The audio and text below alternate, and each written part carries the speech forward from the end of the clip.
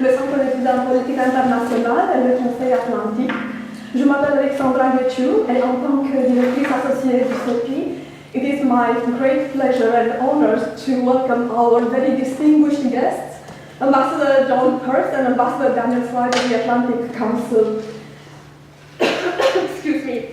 What can I say?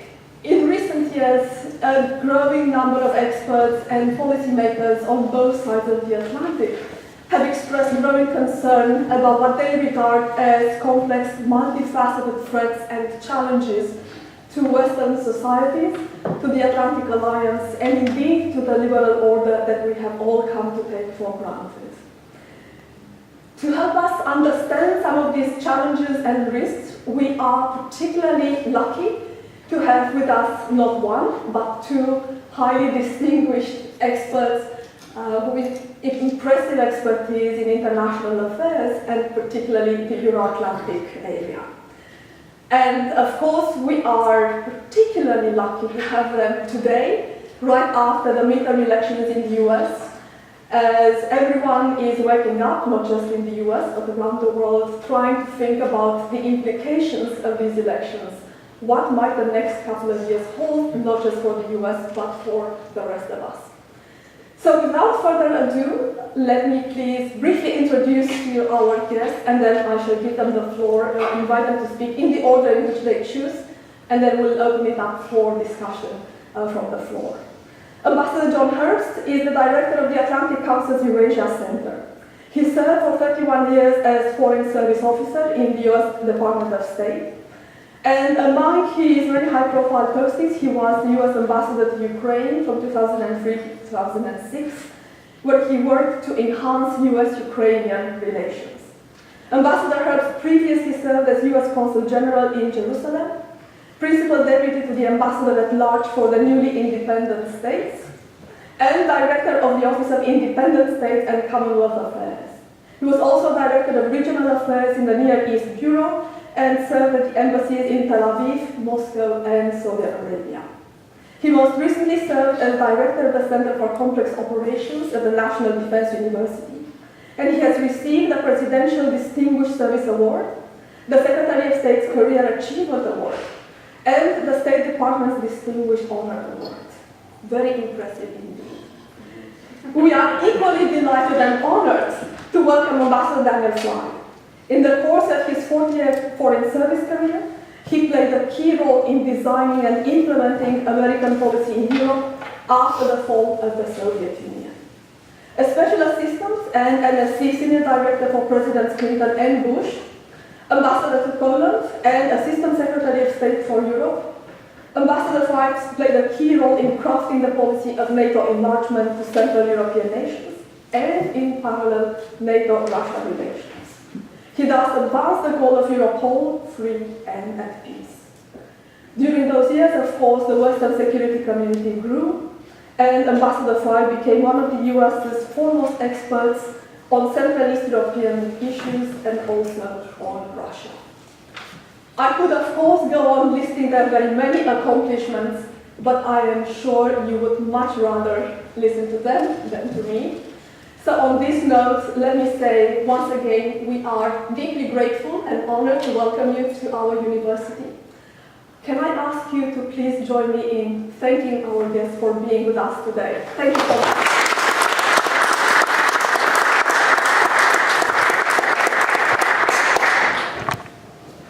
Thank you very much for that overly generous introduction. Dan and I are part of a larger team at the Atlantic Council that is working to support Ukraine as it fights Kremlin aggression in Donbass, as it moves forward on reform, and more broadly and more importantly, to push back hard against an adventurous Kremlin that is seeking to change the rules of international order, not just in Europe and Eurasia, but globally. General Joseph Dunford is the chairman of the Joint Chiefs of Staff in the United States. When he testified before Congress in July of 2015 to become the chairman, he identified the Kremlin as the largest short-term national security problem for the United States. He was right. He was right. But this danger is not limited to the United States. Mr. Putin's objectives go towards destabilizing NATO, destabilizing the European Union, destabilizing transatlantic ties, and as we've learned, especially over the past 2+ years, destabilizing internally the major nations of the West through election interference. The West has been slow to understand what I've just said. Indeed, when General Dunford gave his testimony in the afternoon, one fine July day 3 years ago, the White House by the evening had distanced itself from it and said, "Oh no, we don't believe that."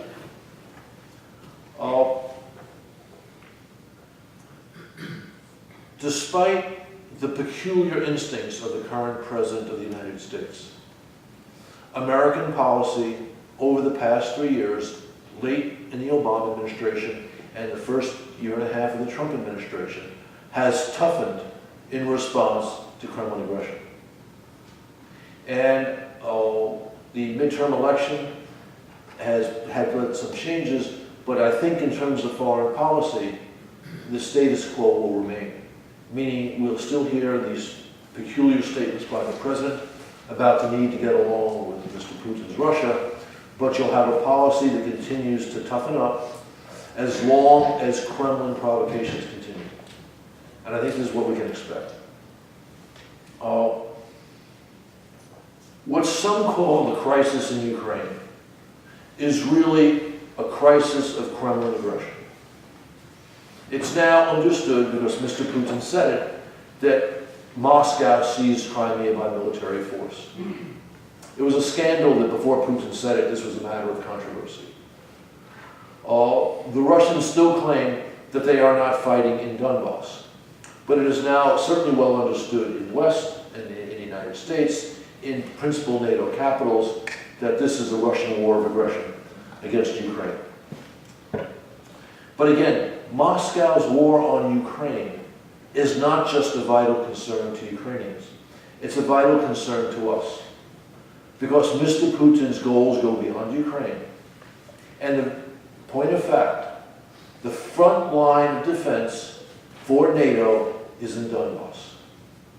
If Mr. Putin loses in Donbass, he will have less time, less money, less resources to commit provocations in especially the Baltic states.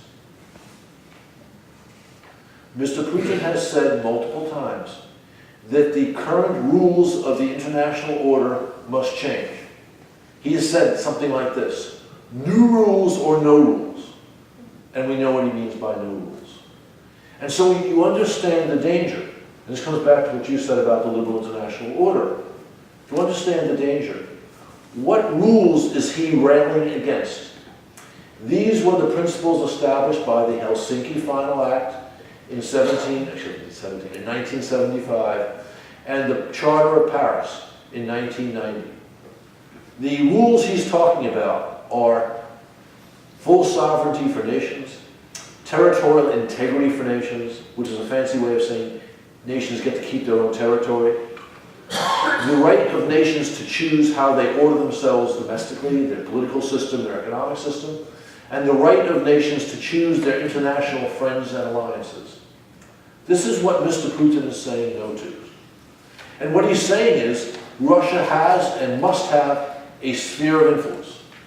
That sphere of influence is at a minimum the territory of the former Soviet Union, which includes 3 NATO allies, the Baltic states, and in some more expansive variations of this, it's the limits of the Warsaw Pact, which includes another half-dozen NATO members. Mr. Putin has also said that he has a right, and not just a right, but a duty, to protect ethnic Russians, and not just ethnic Russians, but Russian speakers wherever they live. Well, 25% of the population in Estonia and Latvia are ethnic Russian, and more are Russian speakers. And it's that rationale that Mr. Putin used to justify seizing Crimea and his support for what's happening in Donbass. But of course, it's not just his support, it's for the war that he and his officers are running in Donbass. We've seen the development in Moscow of the principle of hybrid war. General Gerasimov is Russia's top soldier. He wrote a famous article in 2013 describing hybrid war. Now, anyone who's worked on the Russian file, and Dan and I have worked on it for 40 plus years, knows what I'm about to tell you. When the Russians, as a government, do something nasty, they attribute it as a practice to the other side. And why am I telling you this now? It's because the Gerasimov article, when his talk about hybrid war, was his description of what the United States was doing to Russia. But his concept of hybrid war is simply another phrase for total war. It includes disinformation operations, in which the Russians have become excellent. It includes cyber attacks, in which they're also very good. It includes use of money to suborn opponents. It includes the penetration by their intelligence services of governments in their neighborhood and farther afield. It includes subversion, as in creating people's republics of Luhansk and Donetsk. And finally, where appropriate and where it's favorable to them, it includes direct military intervention. That's hybrid war. And we've seen Moscow practicing this for the past 15 years. Their massive cyber attack on Estonia in 2007. Massive cyber attacks in Ukraine over the past 4 years. The war in Georgia in 2008. The ongoing war in Ukraine. Interference in American, French, German presidential elections. And of course, as we've learned over the past 6 or so months, their interference in Britain's Brexit vote.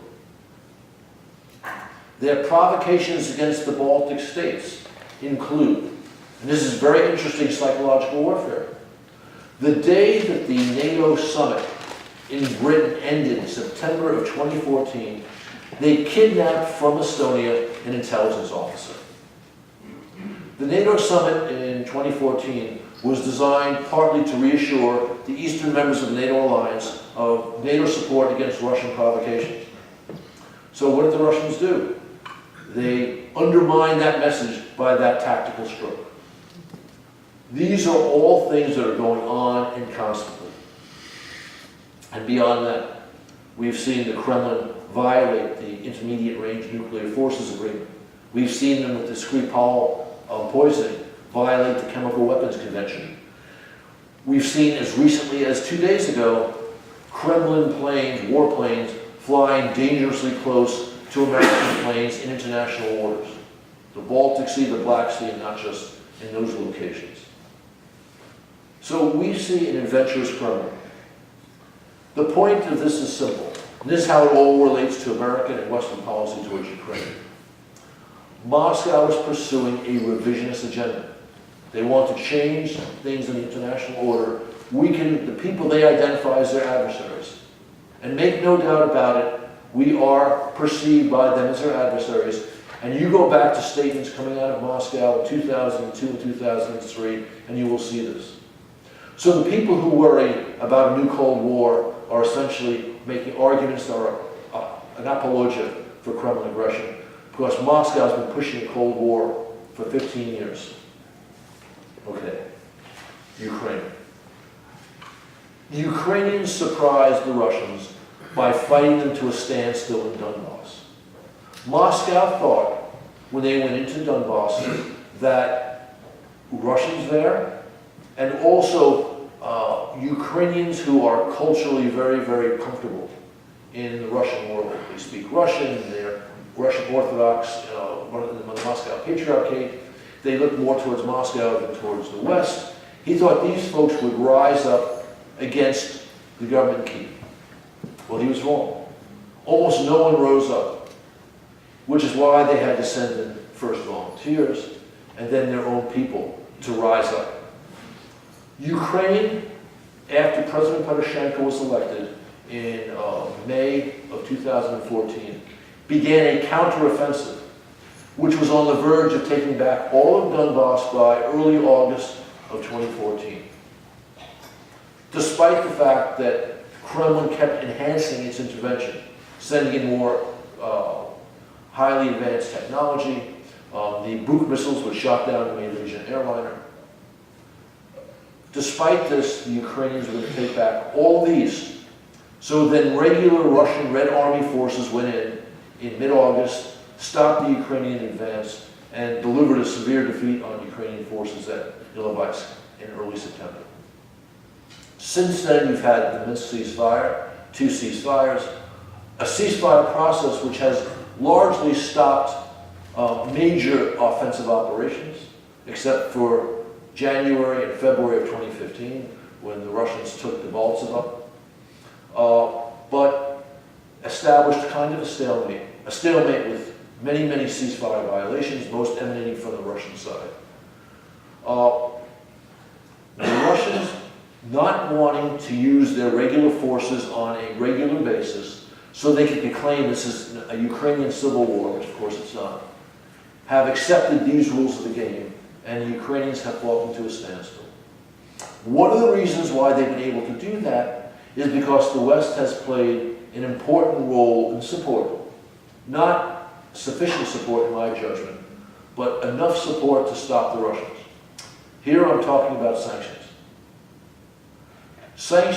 Serious sanctions were levied on the Russians in the summer of 2014.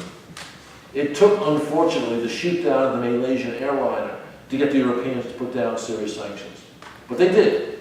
And they've maintained them ever since, despite serious efforts by the Kremlin to persuade at least certain European partners to back out. Unsuccessful efforts by the Kremlin. What's happening is Moscow has 2 vulnerabilities which it's critical for the West and Ukraine to play on. The first vulnerability is that the Russian people do not want their soldiers fighting in Ukraine. So Putin is hiding this from his own public. Russian casualties are therefore a major, major impediment to Kremlin aggression. And that's why providing military support, including lethal defensive weapons, is important. And the Trump administration made that decision in December. The second point is sanctions. The sanctions are costing Russia 1% of GDP growth per year. Any economist will tell you that's significant. The financial class in Moscow knows that Putin's aggressive foreign policy is a serious debit against their economy. Sanctions are important as a counter against additional Russian aggression, but also, since Moscow is pursuing an aggressive foreign policy, sanctions which harm the Russian economy are good for us because they weaken Russia militarily. And for those who argue against sanctions because the Russians are still fighting in Donbass don't understand the broader geopolitical picture. The Kremlin is trying actively to undermine us. We don't want their economy to prosper if that strengthens their military. And sanctions keep their economy partly in check. Putin's bad economic policies do the rest. So this is essentially the game. Western support for Ukraine, Western pushback against the Kremlin has gotten better over time. It will probably get better still, although we can't take it for granted. The elections in Italy were a minus to this. The Five-Star Movement has accommodation written all over it. Merkel, who's been strong, she's now exiting the picture. Although her prospective replacement, whose name escapes me right now, is also sound on this. We know that. We're very active in Germany. And of course, Macron is an improvement over Hollande in France. One more point on this, then I'll speak briefly about reforms, and then Dan has a lot to say, especially on the sanctions where he is the expert. But also on the broader transatlantic relationships, he's a former Assistant Secretary of State for European Affairs, a very important position. I have one disappointment with Germany, and that's Nord Stream 2. They pushed hard to make this project a reality. I am one of the few people in the West who believes Nord Stream 2 will not be built. I'll explain why. The Germans want it to happen. Most of the permits of the countries along the way have been granted, which is not a good thing. But there are two major obstacles to this proceeding. The most important is the Trump administration is opposed. And President Trump, despite his affection for Mr. Putin, has said publicly this is a terrible deal, and this is one of the cudgels with which he has pounded the Germans. He shouldn't be pounding the Germans, but he's pounded them over this, which is not a bad thing. And I believe his administration is doing what it can to prevent it. If the administration chooses to use the sanctions passed by our Congress in the summer of 2017, the CAATSA sanctions, they can stop it. The Germans will be deeply unhappy if he uses the CAATSA sanctions because they claim, with some justification, and Dan can go into this, these were sanctions that were imposed after the fact of Nord Stream 2's, the agreement of the project. I think there's a good chance that the administration will use CAATSA to go after the sanction, go after Nord Stream 2, but it's not certain.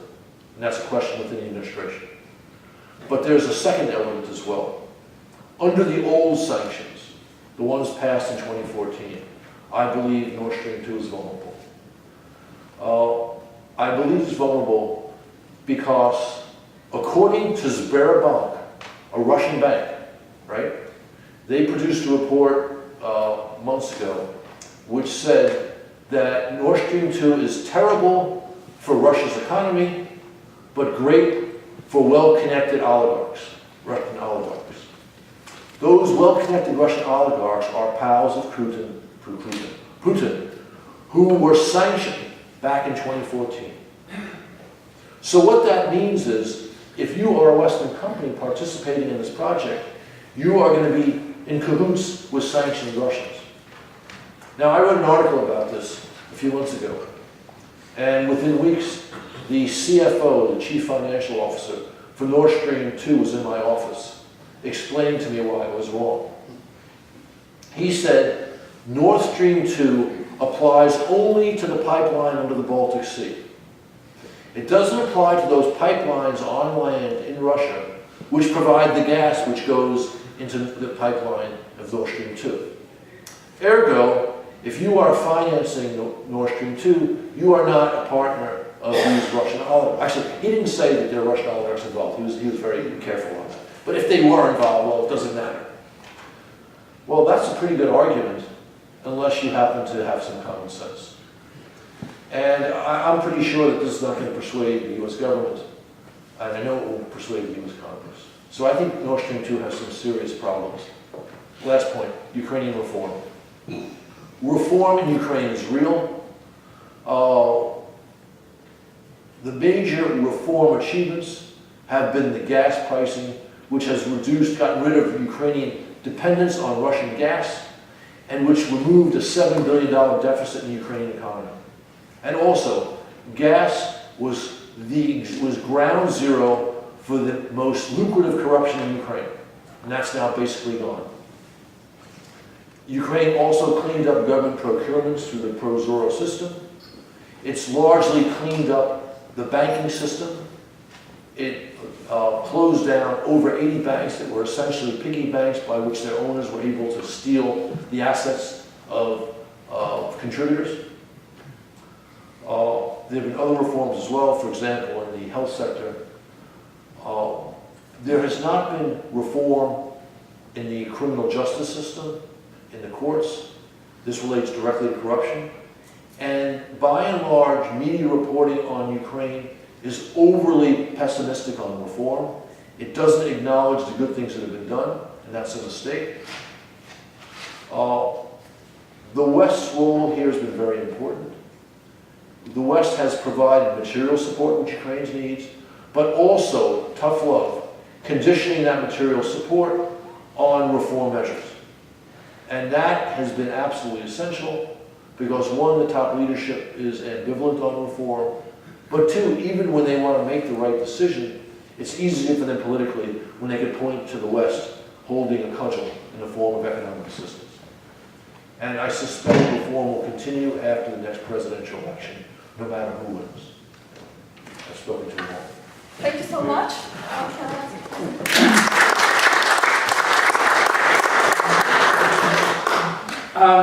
Let me take off. Let me start with where John left off. John described the Russian challenge, or the challenge of Putin's aggression, on several levels. And so the next question is, what do we do about it? Okay? And I count 3 levels of Western resistance to Russian aggression. The first, which John did cover, is sanctions. Now, the Obama administration chose sanctions as its principal means of resisting Russian aggression against Ukraine. I was then working as the State Department coordinator of sanctions policy, and I wasn't thrilled to have the whole responsibility for resisting Russian aggression put on sanctions. I like a little company. But there it was, the Obama administration chose not to provide the strongest possible military assistance to Ukraine. So it was on sanctions. And I think, to the surprise of Vladimir Putin, Europe responded to America's call for coordinated transatlantic sanctions against Russia far more strongly than anybody had anticipated, including a lot of people in Washington. Thanks to the great work of this gentleman. Well, no. Thanks to Vladimir Putin's lies, because the turning point in Europe came when the Russian forces in Ukraine shot down the Malaysian airliner and then lied about it. And it was the lie. It was treating the Dutch, who had lost over 100 Dutch citizens, as if they were Russians. In other words, lie to them, treat them like idiots, and just kind of brazen it out. And the Dutch went, within a 24-hour period, from sanctions skeptics to sanctions champions, and I was on a plane to Brussels.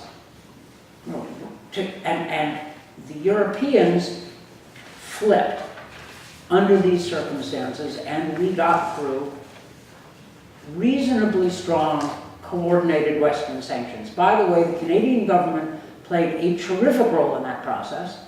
It was consistently strong, out in front, and frankly, as the negotiator, as the American negotiator with the Europeans for sanctions, I was glad to have one government always in the room that was harder line than me. It was actually tactically terrific. So a great thanks to the Canadian government. We pushed through some serious sanctions of 2 kinds. One were sectoral sanctions against the Russian financial sector, against exports of defense and related technology to Russia, and third, advanced oil and gas extraction technology for the Arctic in particular. Those have had the impact of putting a brake on the Russian economy, a mild brake, because we didn't want to drive the Russian economy into crisis, which would then blow back into the European financial system, but we wanted the Russian economy to hurt. And we succeeded in doing so. The second set of sanctions were those against Putin's inner circle of cronies. Putin's style of rule is basically a corrupt kleptocracy. You know, with his minions, his agents. Think of The Godfather without the charm. This is how he rules. He has his favorites, and he rewards them. These people can be identified, and we've gone after some of them. This does bother the Russians, and we have noticed that Putin has acted to compensate some of his favorites for their losses due to Western sanctions. And I'll give you an example of how this plays. We went after 2 of Putin's boyhood friends from St. Petersburg are the Rotenberg brothers. The Ruttenberg brothers have become multi-billionaires, working closely with Putin.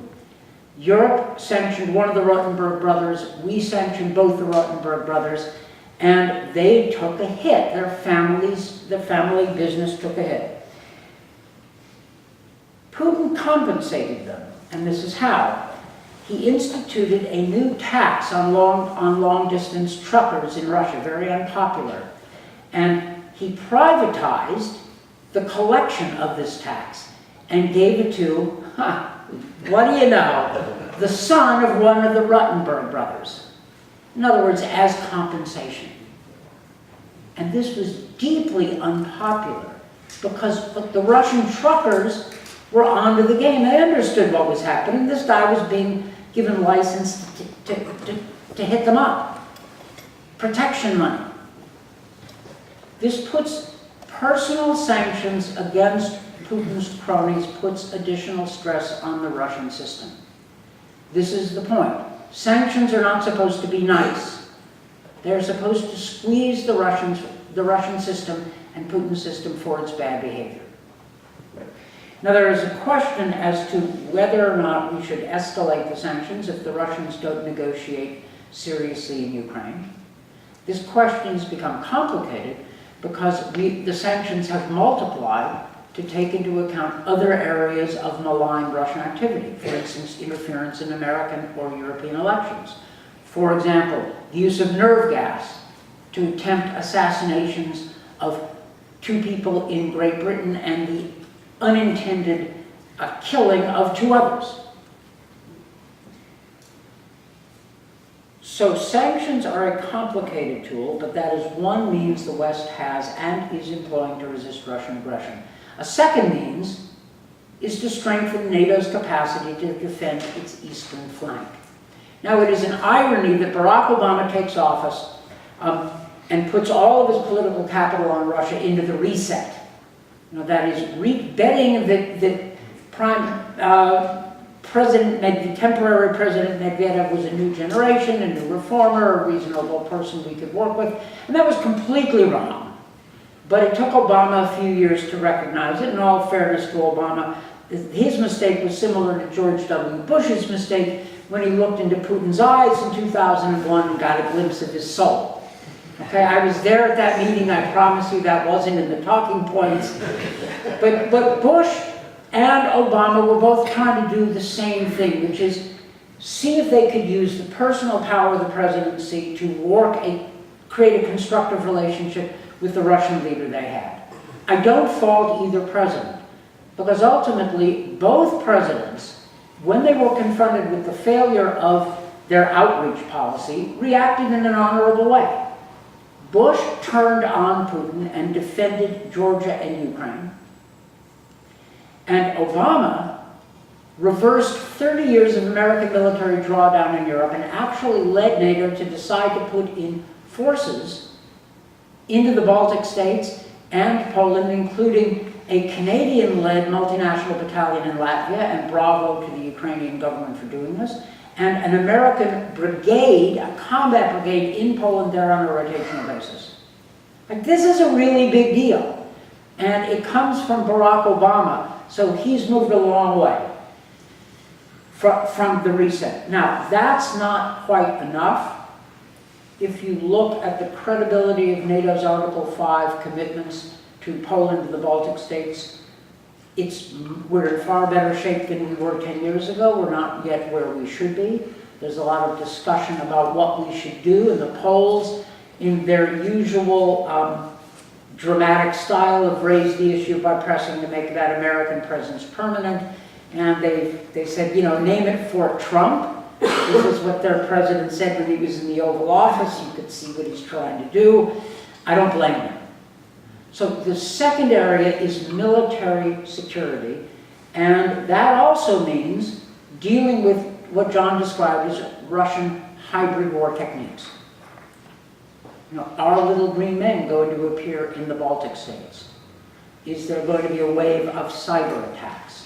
Short of war, but much greater than what we saw against Estonia in 2007 or against Ukraine in 2014. So that's a second area.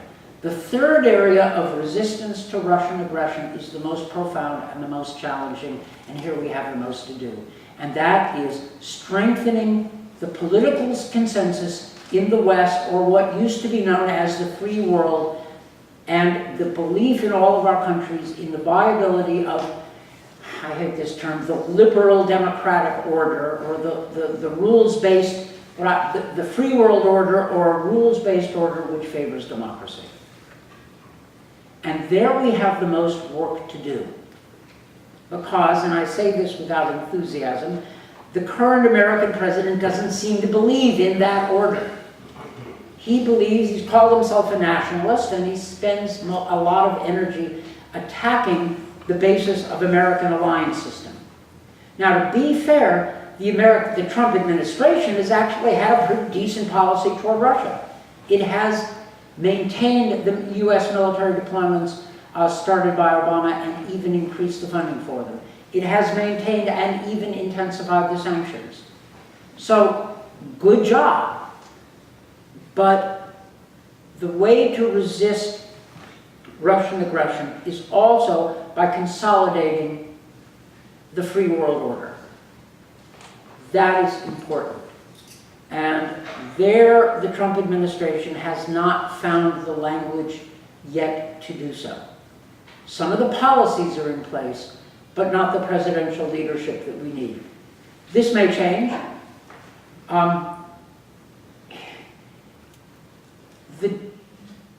The Republicans, the Republican Party foreign policy leaders, who have always stood since Reagan for American leadership of the free world, haven't changed their views. Some of them have gone quiet, but they haven't flipped. And happily, a lot of Democratic Party foreign policy thinkers have moved away from what used to be an ironic detachment from American leadership to a rediscovery of their inner Harry Truman, right? A belief that American power can and should be used to advance the values of what we used to call the West. So I think last night's election results could do some, could help with the consolidation of this view. I think that is a critical challenge. I think Canada can, and I hope will, play a part in consolidating this consensus. We need all the help we can get. Putin, to the degree he has higher ideas, and John alluded to this, does not believe in any order which constrains his options. His view is that Russia is sovereign and its neighbors are not, that values are mere scaffolding for power, and that Russia's destiny is to dominate the Russian world, defined as any place where Russians live or used to live or think they have planted their cultural flag. That's dangerous. See the first half of the 20th century and Germany, right? You know, that's an analogy you're not supposed to make, but I'm making it. Those are some of the challenges we are dealing with, and I'm going to go back to Ukraine. John said everything I would have said, except left out one thing, and I'm grateful that he did. Of all the world's serious foreign policy challenges, Ukraine is the one where we have the highest chances of a really good outcome. And by a really good outcome, I mean a Ukraine which is sovereign and reforming, Europeanizing itself, and moving closer institutionally to the West, to Europe and the European Union. This is good, first of all, for Ukraine, but it would also be devastating and probably fatal to Putinism. Not to Russia, but to Putinism. Why? Because Kyiv is, even with the independence of the Ukrainian Orthodox Church, it is an Orthodox city, it is a city culturally familiar to Russians, and it is a bilingual, still in many cases a Russian-speaking city. If this kind of a city, the capital of such a Ukraine, a reforming Ukraine, is moving in a Europeanizing direction. Russians may not stand for the kind of kleptocratic government they've got right now, when they can go to Ukraine and see that there is, in fact, an alternative that applies to them. Russian propaganda says, ignore the Estonians, they're foreigners. Ignore the Poles, they're Catholic and weird, and we never like them. That's the subtext of Russian propaganda. You all know it, right? They can't quite do that with the Ukrainians because they claim that the Ukrainians are there close to one people. And they want to avoid a situation where Russians can see, wait a minute, they have freedom, they have the rule of law, why don't I have that here at home? Success in Ukraine is fatal to Putinism. And even if that success, I don't know what the odds are, but let's pretend that the odds are no better than 1 in 3 or 1 in 4. Those are the best odds I've had on any foreign policy problem in a long time. Right? Those are odds worth investing in. And the investment we would make in Ukraine is not all that great. Okay, it's not going to break the bank. It's an investment in the best people in Ukraine who are trying to do the best thing, and we can yet succeed. Now, I admit, last thought, my professional outlook is colored by the fall of the Soviet Union and democracy in Eastern Europe that began in 1989. And everyone I talked to in Washington said it couldn't happen, right up to the moment that it happened. And the odds that the Poles would succeed were judged in Washington as considerably less than 1 in 4. It was like, never. It's not going to happen. The Poles can't do it. Well, they tripled their GDP per capita in 1 generation.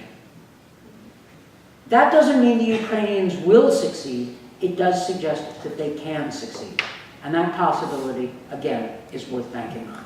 Thank you.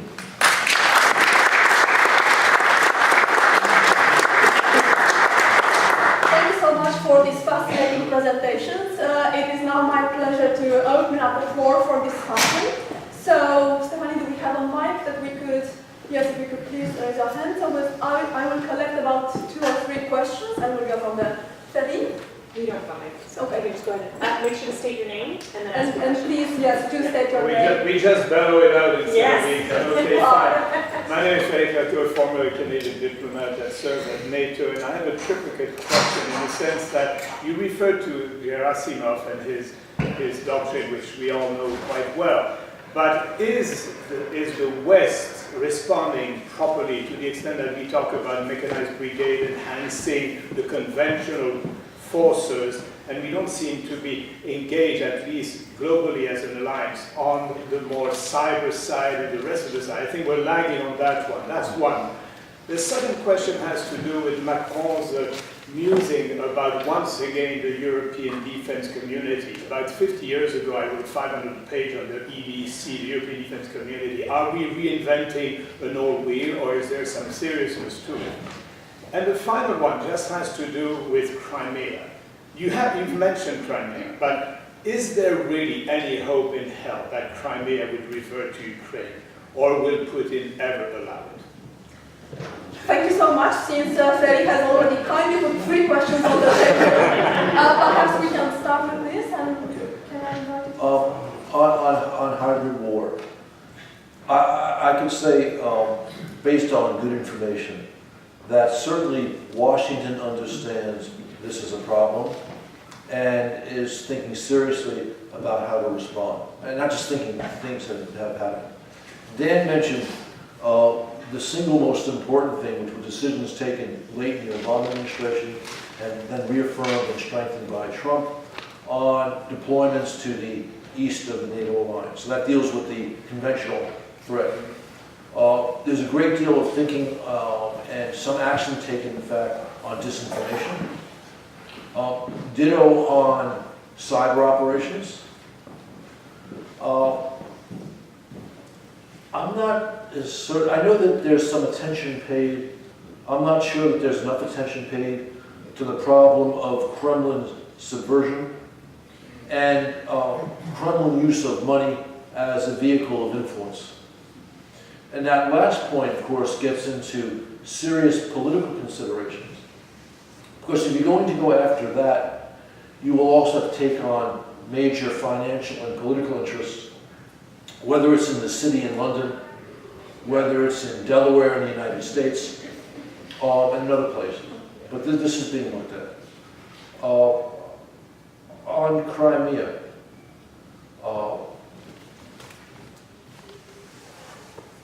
the president, our president, said unhelpful things about Crimea here in Canada at the G7 summit, also in the vicinity of the NATO summit this past summer.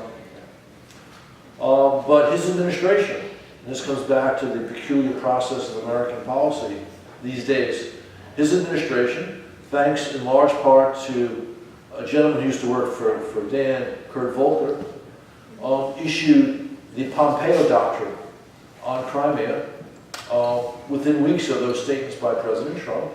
And that document said that we don't recognize Crimea as part of Russia, we never will. Crimea is part of Ukraine, it must return to Ukraine. There'll be sanctions on Russia for eternity until it's returned. And this is modeled very much on our policy toward the Baltic states since 1940, when, as Soviet propaganda used to say, they chose to unite themselves with the Soviet Union. And while no one expected the Baltic states to establish their independence soon, within 50 years it happened.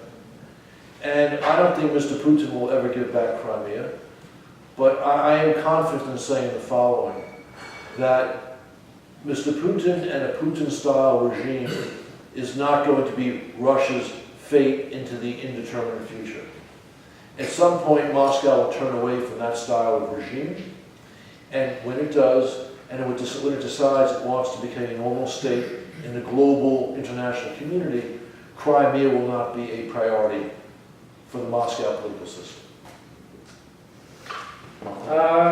Let's see, Macron and European defense. You know, that Americans used to love to tie themselves into knots fretting about EU-based defense structures, and we used to fret and wring our hands and get angry. I just can't get excited over the org chart, right? The question of the French is, tell me what additional forces this makes available. Okay, we'll figure it out. Like, I remember when the Bush administration, of all administrations, decided not to break out into cold sweats about European defense, because on the list of George W. Bush's problems, which was a very long list, like, European defense was, not one that kept him up at night. And so once his administration relaxed about it, it sort of, the tension drained away.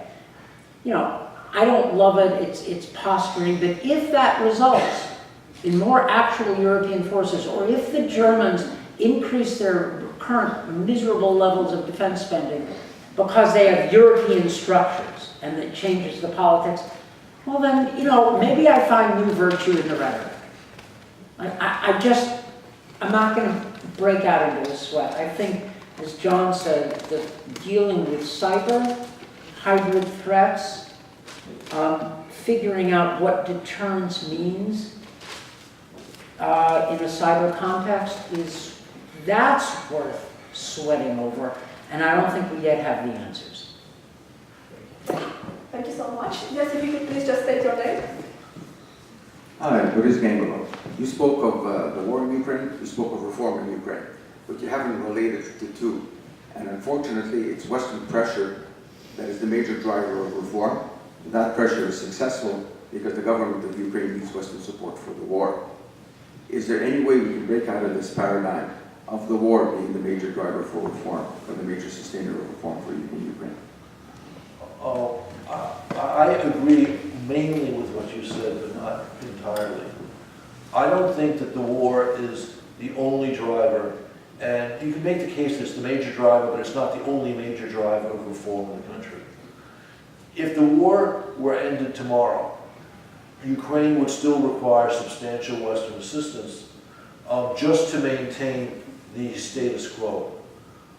They need the infusion of funds from the IMF. And that, by the way, is why I am cautiously optimistic that if Tymoshenko wins, reform will continue, but she will still need the IMF funds, despite what she says right now.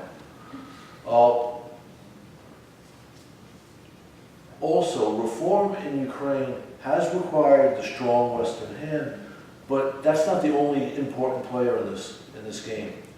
Civil society in Ukraine is a wonderful phenomenon, and they are all in for reform.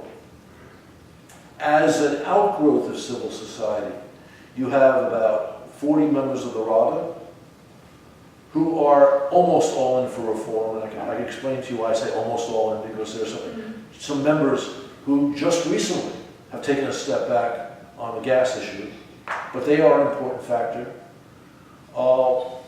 Similarly, as an outgrowth of civil society, you have some deputy ministers and some ministers who are also reform advocates. So all of these groupings play into reform. And you have this natural and almost visible alliance between these different Ukrainian groups and the West pushing reform. As for the war itself, it's costing Ukraine 5% of their budget, which is not an enormous burden, but it's a serious burden given where they are. And when the war ends, and it will end, Russia will have to get out of Ukraine at some point. I hope it will be out of Donbass, Ukraine we already discussed. I hope it will be 2.5, 3 years from now. It's not going to happen until 2020 at the earliest, because Putin's waiting to see what happens with the 2 sets of elections in 2019. But it may not happen that soon. It may take 5 or even 10 years. But they'll have to get out. And at that point, Ukraine will need substantial support from the international community, led by the West, for the reconstruction of Donbass. Thank you so much. Yes? Yes, please. Can we have the mic? Mr. Herbst, you said Russia is the biggest in the short term problem for America. In the long term, is China the biggest problem for the West? Without a doubt. And this comes back to Dan's insight. Not only is Ukraine, in terms of odds, a good bet for us, the Russian problem is relatively easy to manage if we simply understand it's a problem that needs to be managed. You can't be a rampaging military power or offensive power with a third-rate economy. And that's what Russia has. China, on the contrary, has a serious economy, a growing economy, and that provides the basis for a long-term challenge. But China has become more aggressive, more palpably revisionist, watching the slow Western reaction to Russia. That's describes it well. I think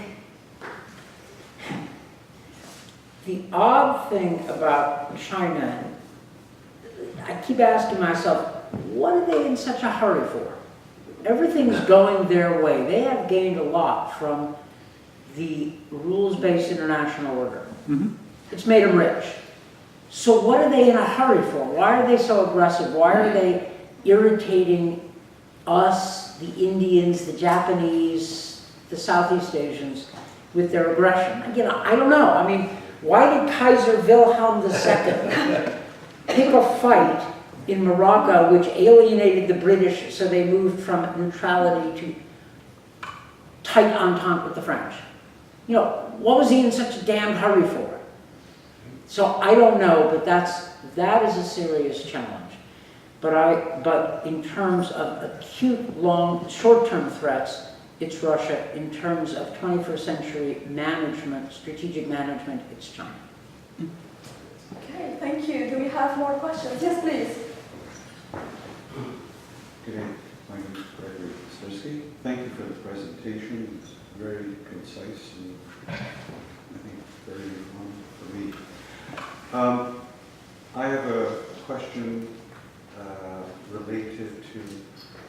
what you brought up about the Helsinki Agreement, a reaffirmation of nation state and all that.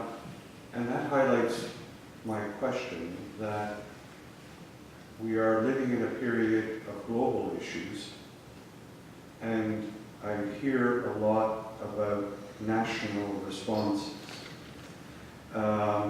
And I'll just highlight two. One would be global warming, the environmental issue, which seems very key to Europeans, yet less so to say the US.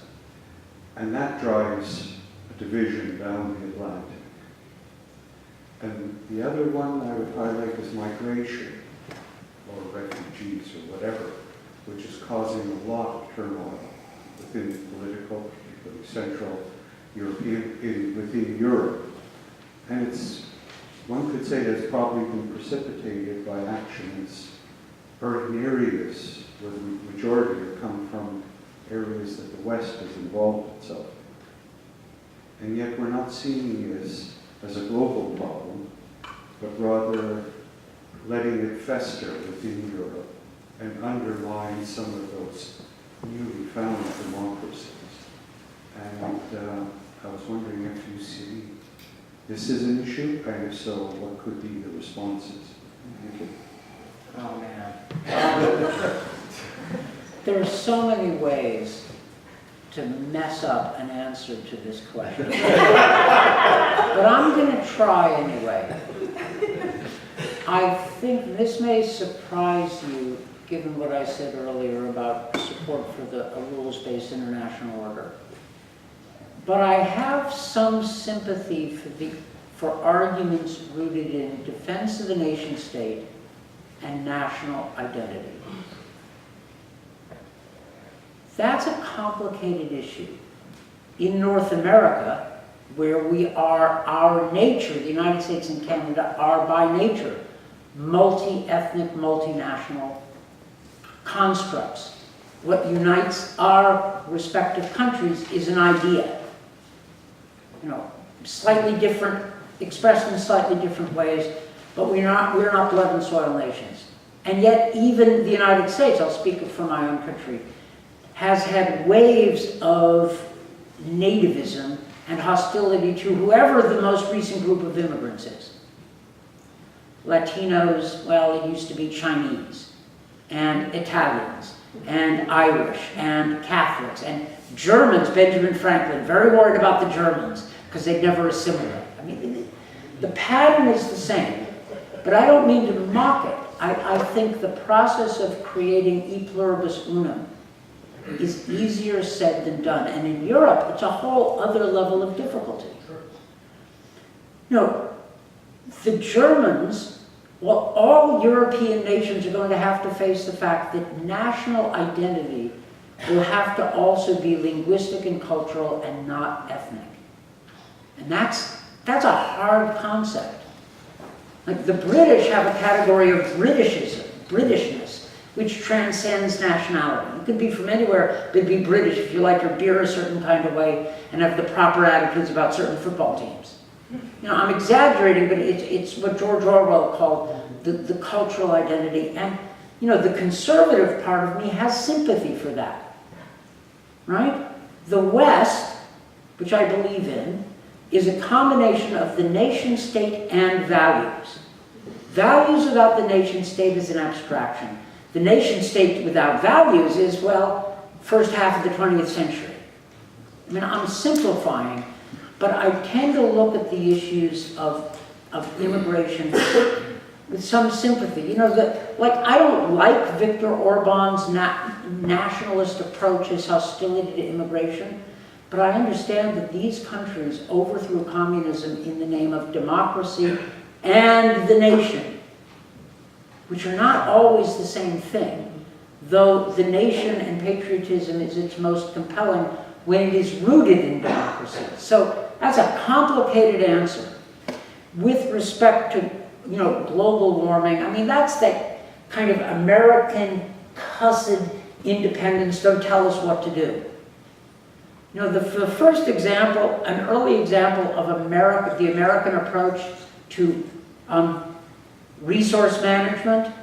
Was John Wesley Powell the man who discovered the Grand Canyon and sailed down floated down the Colorado River? He had a whole plan to settle the West based on a complicated system of federal management of water rights and rational distribution, and he got completely destroyed by the big businesses who just wanted to develop pell-mell the way they wanted to. That's the way we roll, for good or ill. Eventually, we tend to catch up to the need for regulation, but you're dealing with that American cultural default setting. And just to understand it. And President Trump has made good, useful for him politics out of playing to that American tradition. Sometimes, let us say exaggerated, and I could go off on a tangent about that. But that's what you're dealing with. And then the challenge in American politics is for people to find language which is suited to the American tradition, including our cussed independence and orneriness, which will allow us to work with Europe on problems like climate change, which need urgent action. Anyway, look. God, you sent me off into a digression, but that's a legitimate question. Okay, thank you. Sorry. It's fascinating. Yes, we have a question at the back, please. Well, thank you so much for the presentations and the engaging, ongoing exchange. I'm just paraphrasing, I guess. Mark Fairman, a demographer and international health specialist. I'm paraphrasing this as Danielle when you were referring to Russia as, and Putinism, corrupt, despot, crony, 1% kleptocracy. And then talking about basically the focus on national sovereignty, what we do in our territories and our business and vice versa. Well, if I'm looking at, President Trump and his entourage, it looks like I'm looking in the same mirror, because you could say the same, corrupt, despot, crony, 1% kleptocracy. And President Trump's presentation to the National Assembly, the United Nations General Assembly of America First, no national, sovereignty is ours, everyone is okay in their own territory. So, how are we supposed to, unpackage that? Just everyday people. The message seems to be, well, anything goes, the big fish shall eat the small fish. Really, and I think the major divide in the ongoing conversation is the neo-Darwinians, as per the big fish eat the small, or the anti-Darwinians. Anti-Darwinian integration, for example, which I think most Canadians believe in that. And we don't believe in a pluribus unum. No, we do not believe that 1 + 1 + 1 is 1. We believe that 1 + 1 actually is 3, because it's adding something bigger. In any case, I'm equally mystified as the rest of us. How do we, in a post-fact world, how do we decode the message, and how do we find hope? Which I celebrate the fact that all of our speakers have been aimed in that direction. Thank you. Thank you.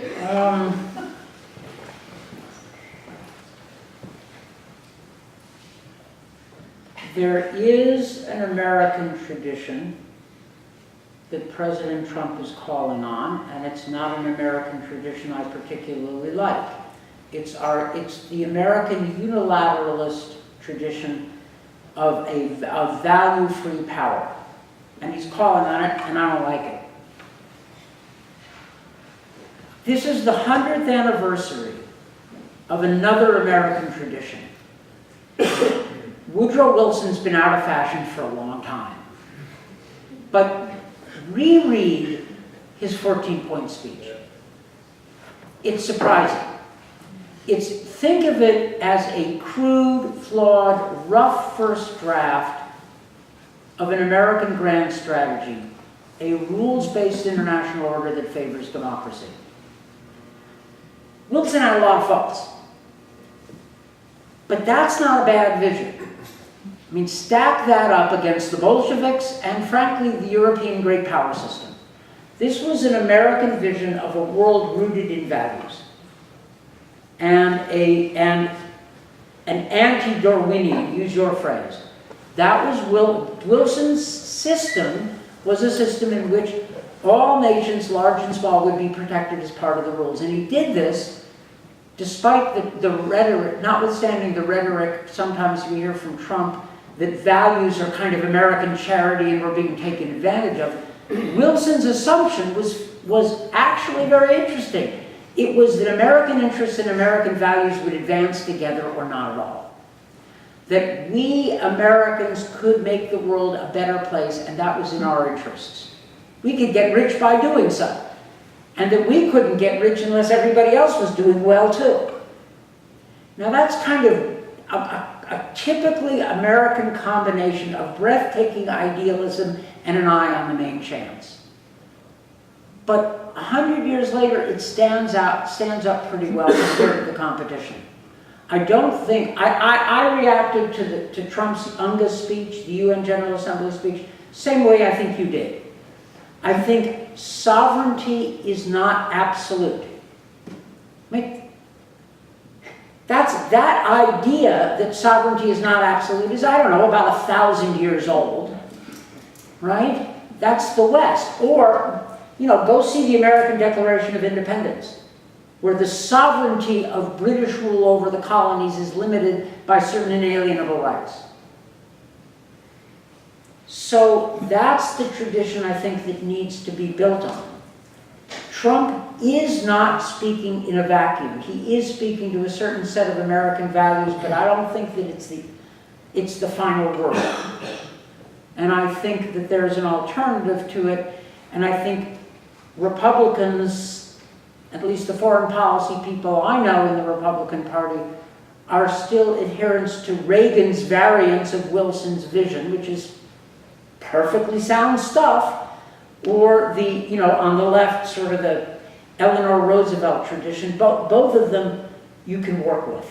Anyway, I can't help it because these, you know, the current American debates bring forth these kinds of issues, and it's 100 years since the end of the Great War and Versailles and the American attempt to put this into practice. I'd just like to add one thing here. I understand why you began by talking about a certain style of rule in Moscow and compared it to a certain style of rule in Washington. But while there's some superficial similarities, there are major differences, because what's often happened in Russian history is that rule is personal, whereas in American history, rule is institutional. And even in the current circumstances in Washington, the rhetoric of the president is not identical, it's not even close to being near identical with American policy. So if it was a Venn diagram, what the president says, and American policy, there'd only be a slice where there's intersection. Could you identify this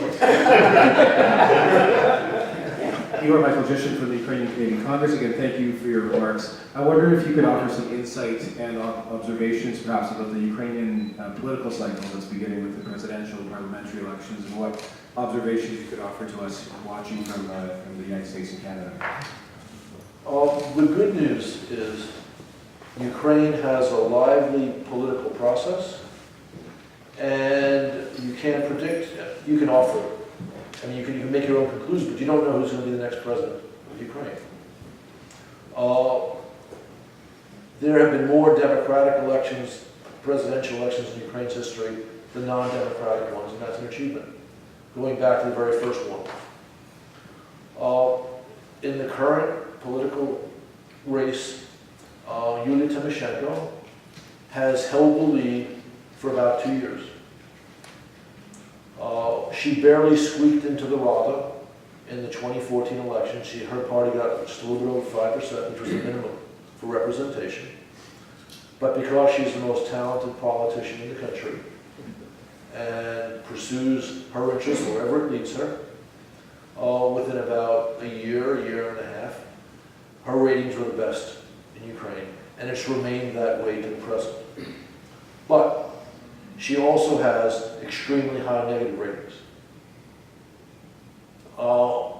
I go to Ukraine I think I've been in Ukraine 7 times this year. I'm going back later this month.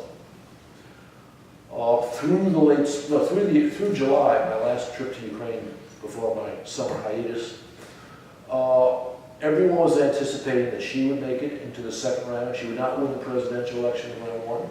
You need 50% to do that. Everyone expected her to make it to round 2. And the expectation was that it wasn't clear who would be the other person who makes it, but chances are it would be, relatively speaking, a political unknown.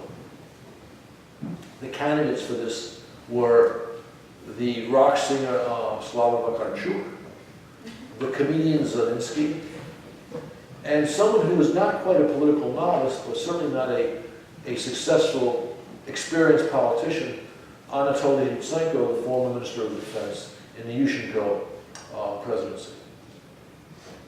But when I went back to Ukraine at the end of August, and every trip over the past, I've been there 4 times since late August, every time since, the expectation is that Yulia and Poroshenko will make it to round 2.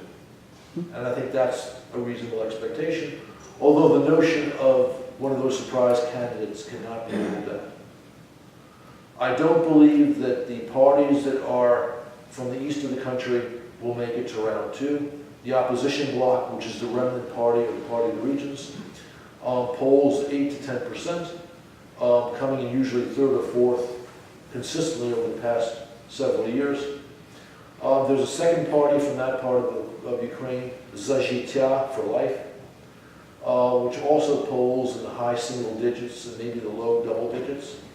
If those 2 parties were to combine, their chances of making it into round 2 go up, but I don't think they still would make it.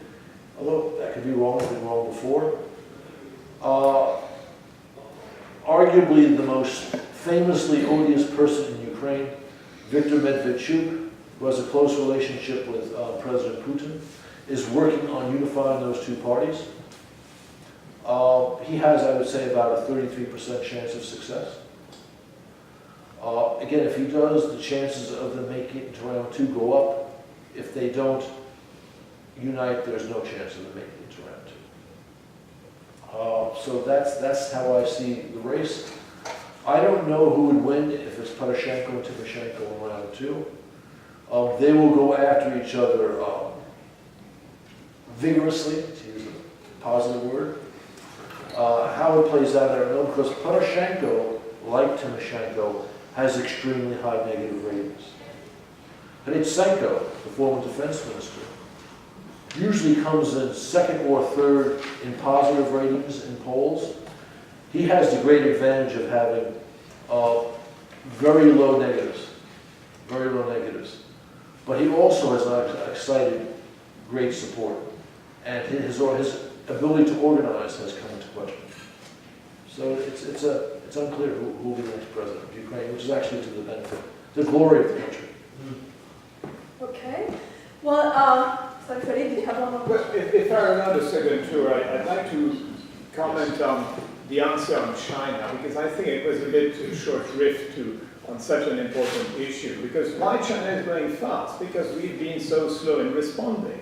You know, when you look at the South China Sea and the way we've responded, I would be a Chinese and I would speed up at the speed of light, pretending that I'm building some fisher net, and then I would build a military power. It's not an obstacle globally for U.S. military, because it's not there are bases and they help, but they just adduce to the 9 dots thing. But I fully understand. There's also the other fact, is that when you have the president of the Philippines winning at the ICJ and not implementing or even trying to implement it, guess what? I'm Chinese. I'm banking more and more at the sea. And on top of that, since the 2008 financial crisis, so many countries have looked at our system as defective and looked at their system as dirigiste, but at the same time producing economic results. So if I were the Chinese, I'd go at speed of light. That's just one comment. On the second comment about the European migration, I think it's a very critical issue, but until the Europeans understand that assimilation doesn't work when you have increasingly different ethnic groups coming to your shores, it's high time you integrate as opposed to assimilate, because it's very hard to say to a guy born in Kinshasa that, yes, his ancestors were les Gaulois. I'm sorry, but the ancestors of the Congolese are not the Gaulois. They are people from Africa that hail from far before the Gaulois themselves. So I think that fundamental issue hasn't been resolved in Europe. The notion of identity doesn't mean assimilation, and that's where probably Canada and the US have developed a model that is probably more effective.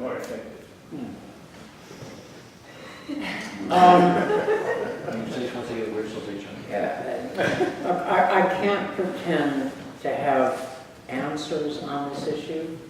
The United States is clearly struggling with it itself. I think it's interesting. It's an interesting distinction to make between assimilation and integration. I suspect the European nation states will have to learn from the Canadian and the US experience and then pick their own way. Absolutely. It's not going to be the way we do it. But for a long time, all of the answers in Western Europe were inadequate. The Dutch said they were tolerant. And what that meant was you stick people out in ethnically segregated areas and you ignore them and you say you're tolerant. Very tolerant. The French said they had solved it because legally they were all French. And they were in the banlieue.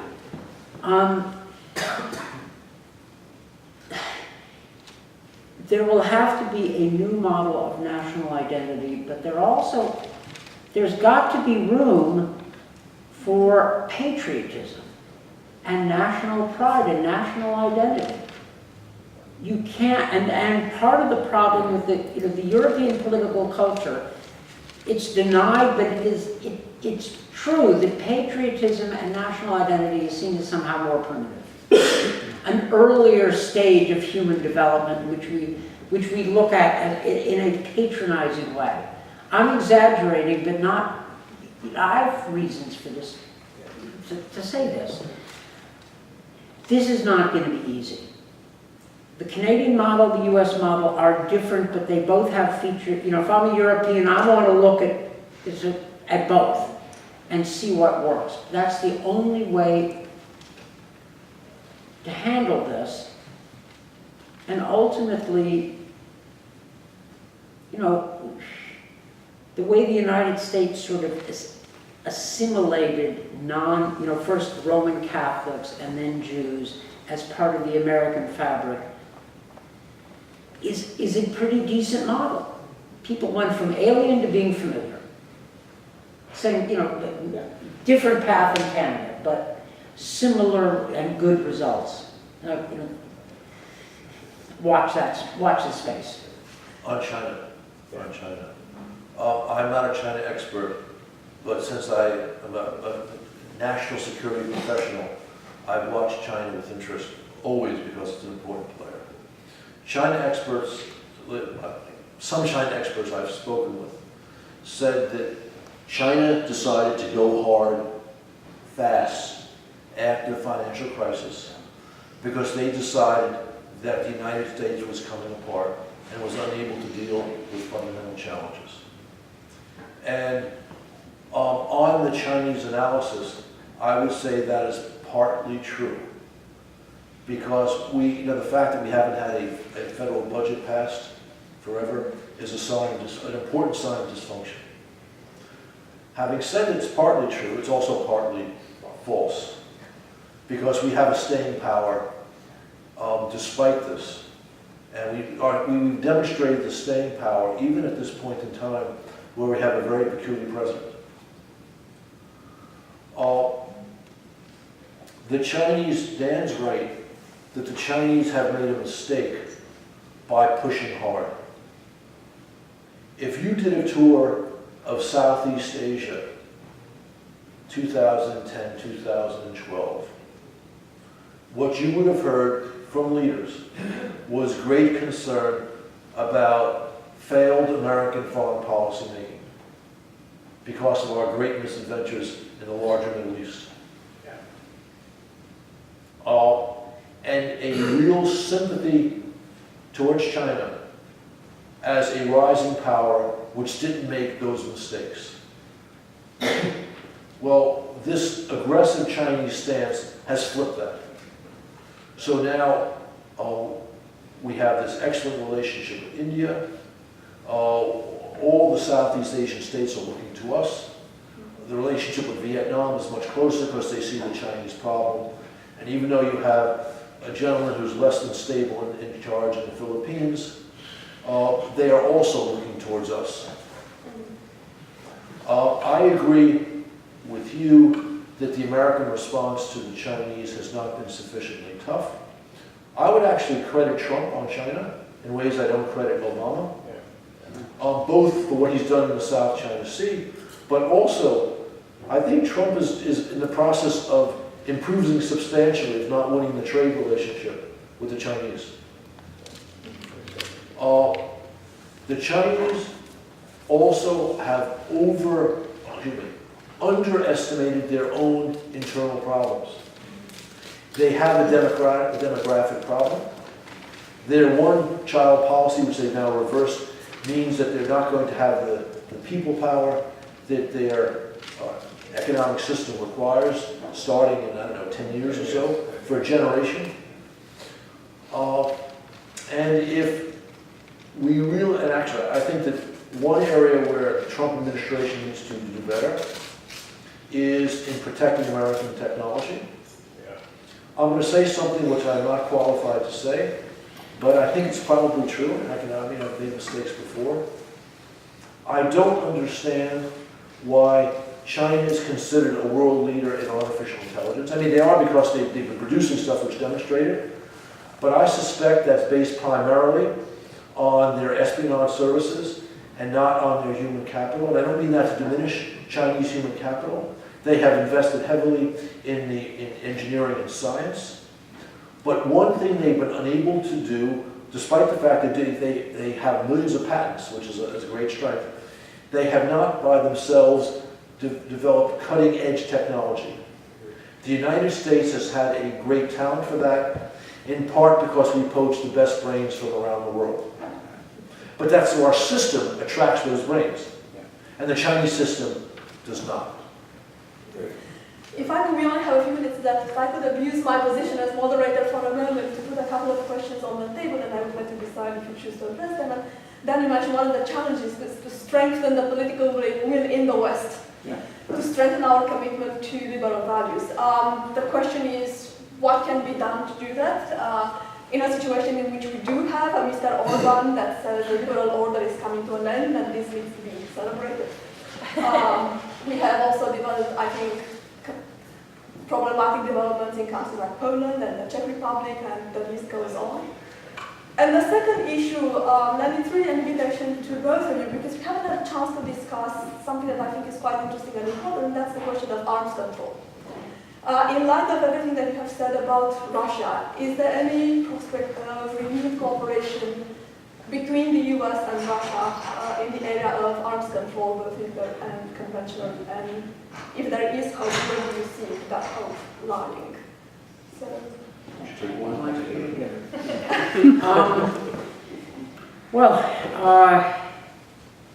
how does anybody fight a battle of ideas, which is your first question?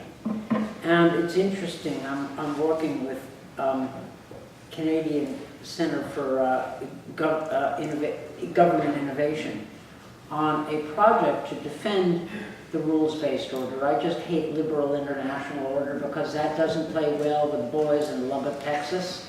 Nothing liberal does. It's free world does or rules-based international order. But you have ideologues of nationalism, Steve Bannon, who's either an intellectual or a kind of Ivan Karamazov intellectual, Good one. running around.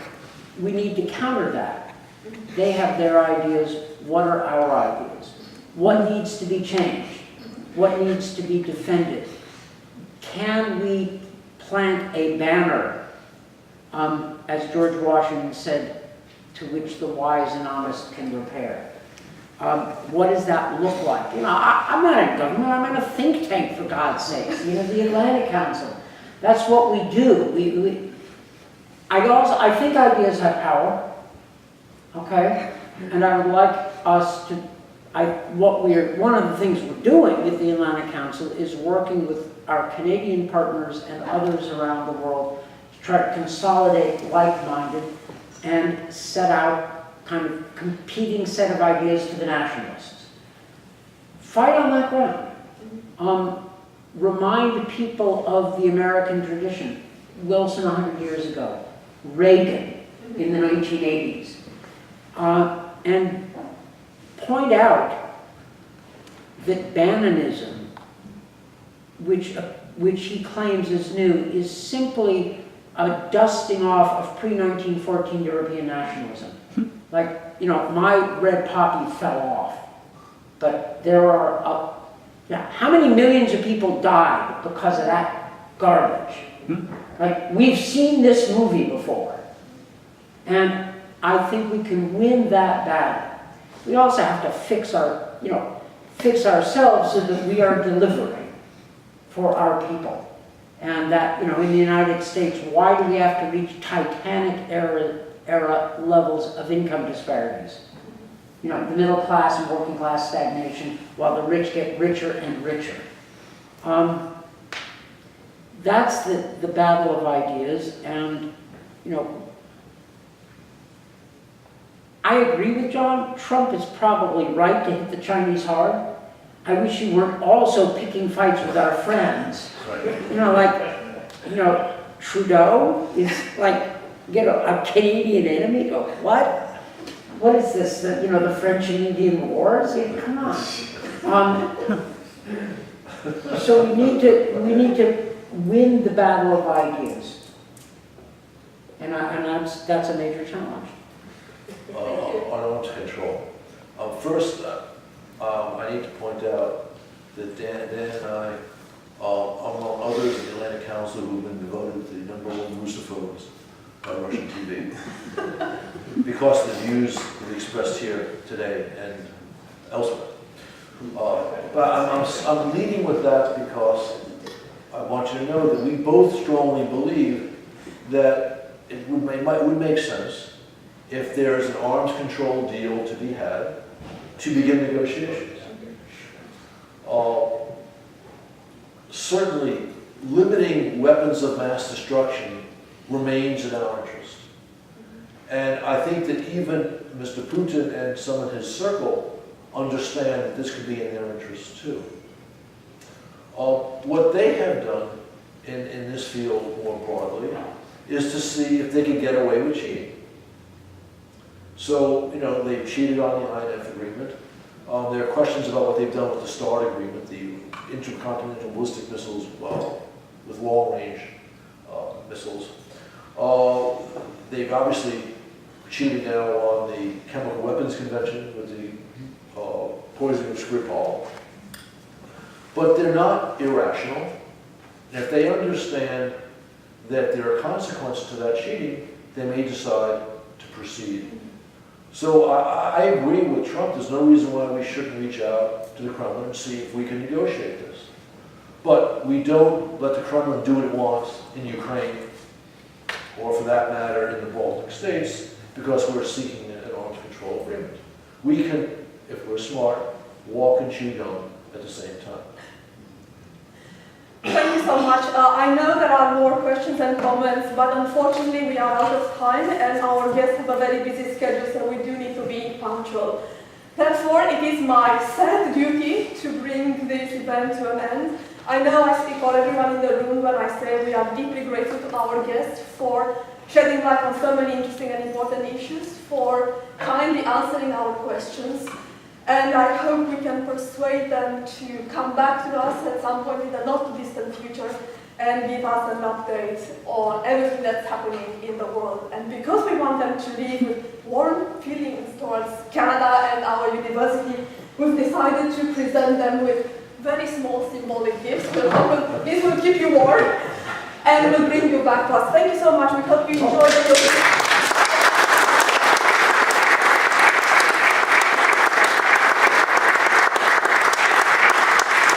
And on behalf of the center, let me remind you, we do have many other exciting events coming up, so please do keep your eyes on the website. We hope to see you soon. For now, everyone have a wonderful day. Once again, many thanks to our guests for being here today, taking time out of your day.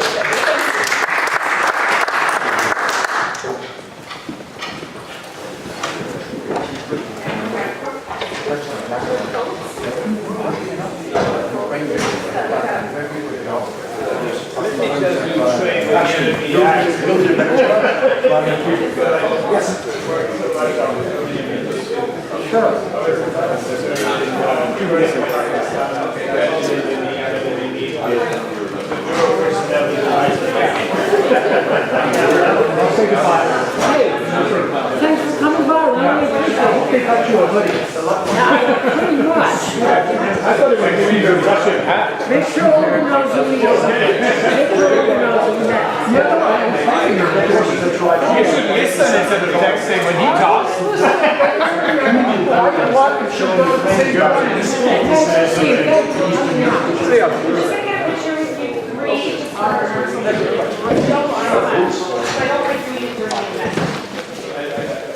Thank Really look serious. Thank you. Get them too long quickly. There we go. Thank you so much. We have a project that you have on the right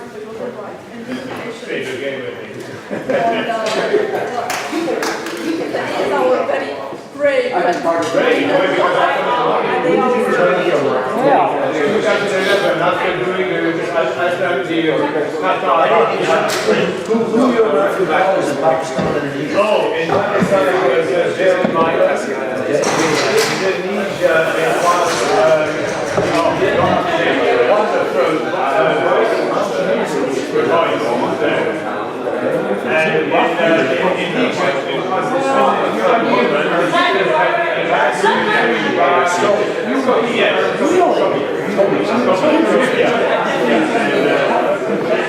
That's interesting. I never thought of that. These rough neighbors, just pretty far away. More so, much more so. But that's interesting. You didn't say that. I'm sorry I missed that. I'll have to look into what it's saying. I'm getting That sounds interesting.